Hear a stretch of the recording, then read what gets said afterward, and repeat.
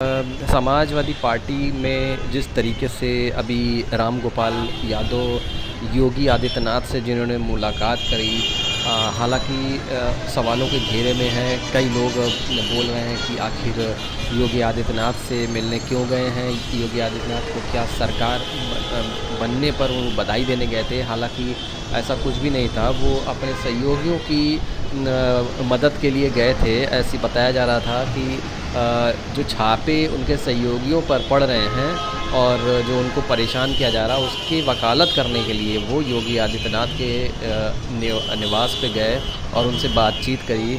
जब शिवपाल ने भी उनके वहाँ जाने पर सवाल उठाया और उन्होंने कहा कि जब आजम खान जेल में बंद थे तो आपके राम गोपाल यादव को तब क्यों नहीं याद आए और तब क्यों नहीं वो गए, सिर्फ अपने रिश्तेदारों पर जब गाज गिर रही थी तभी क्यों आए। बहुत तमाम ऐसे कारण हैं, तमाम ऐसे और भी ऐसी चीज़ें हैं जब समाजवादी पार्टी अपना ही बेड़ा गर्द करने पे यहाँ पर जुटी हुई है। अभी हाल में देखा होगा कि कीर्ति कोल को उन्होंने विधान परिषद का जो सदस्य के लिए जो नामांकन के लिए उम्मीदवार बनाया था, उसमें भी बड़ा ही अपरिपक्वता सामने नज़र आई, जिसमें 28 साल की उम्र उनकी थी और उनको पर्चा दाखिल करवा दिया गया। हालांकि विधान परिषद से सदस्य के लिए 30 वर्ष की आयु मिनिमम न्यूनतम होनी चाहिए, जिसमें बिल्कुल भी ध्यान नहीं दिया गया, किसी का ध्यान ही नहीं गया। जबकि आवेदक के तौर पर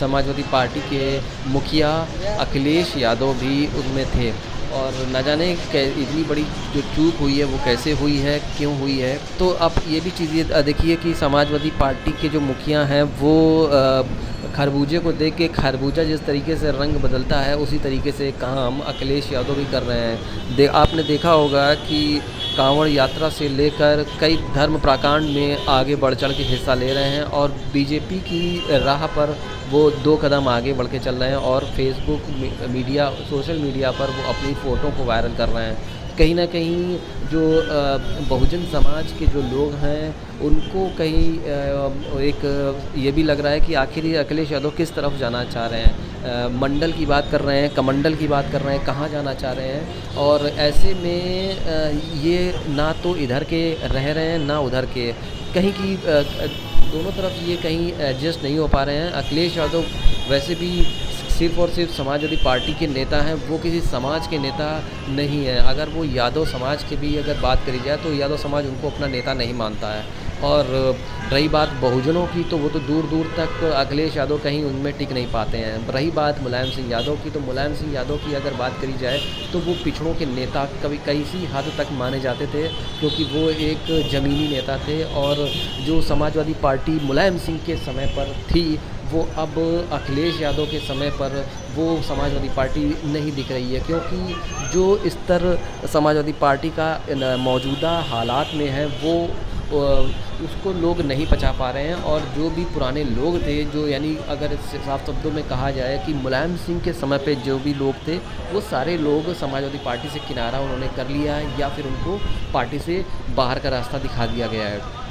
बहुत सी चीज़ें हैं जिनको लेकर अखिलेश यादव घिरते हुए नज़र आ रहे हैं। और अखिलेश यादव अब 2024 में क्या रणनीति बनाएंगे। अभी हाल में ही आपने देखा होगा कि निकाय चुनाव में विधायकों की फ़ौज जो है उन्होंने तैयार करी है और निकाय चुनाव जिताने के लिए ये भी आप बिल्कुल तय मानिए कि जिस तरीके की नीति और नीयत अखिलेश यादव दिखा रहे हैं, एसी बंद कमरों में चलाकर अपनी जो राजनीति चला रहे हैं, उस पर नहीं लगता है कि निकाय चुनाव भी ये जीत पाएंगे।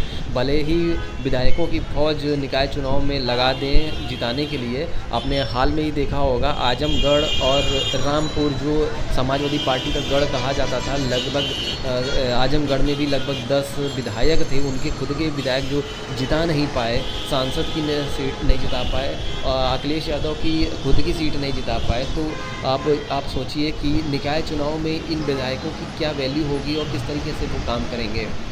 क्योंकि पूरी तरीके से जो इनकी समाजवादी पार्टी की जो नीति है और जो एक धरातल पे जो काम करने की जो स्थिति है वो पूरी तरीके से धराशायी हो चुकी है। अब कोई ऐसी चीज़ बची नहीं है जो समाजवादी पार्टी 2024 के लिए कुछ एड़ी चोटी का जोर लगाकर कोई बहुत बड़ा करिश्मा कर देगी।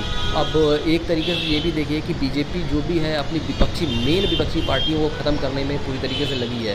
पहले उसने बीएसपी को ख़त्म किया, अब समाजवादी पार्टी को काफ़ी हद तक वो उसके वोट बैंक पे सेंध मारने में कामयाब रही है। तो आने वाले 2024 में भी वो समाजवादी पार्टी और अन्य जो विपक्षी दल हैं उनको बिल्कुल न्यूट्रल करने में कामयाब रहेगी। जिस तरीके की वो समय दर समय रणनीति बनाकर सामने आते हैं वो समाजवादी पार्टी यानी मुख्य विपक्षी पार्टी जो उत्तर प्रदेश में है उस पर दिखाई नहीं देती है।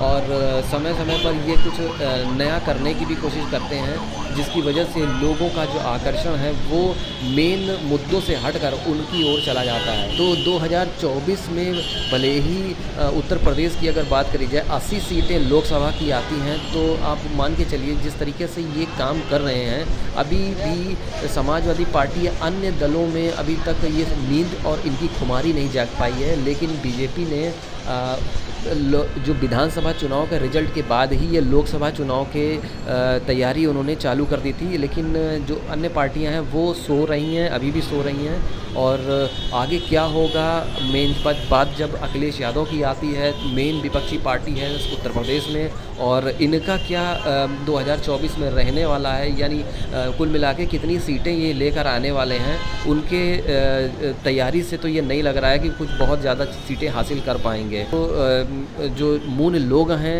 एसपी की राह पर ही समाजवादी पार्टी को ले जाने की पूर्ण रूप से कोशिश कर रहे हैं। समाजवादी पार्टी में कोई भी ऐसा विंग नहीं है जो विचारधारा पर काम करता हो या फिर कुछ ऐसी चिंतन शिविर लगाता हो।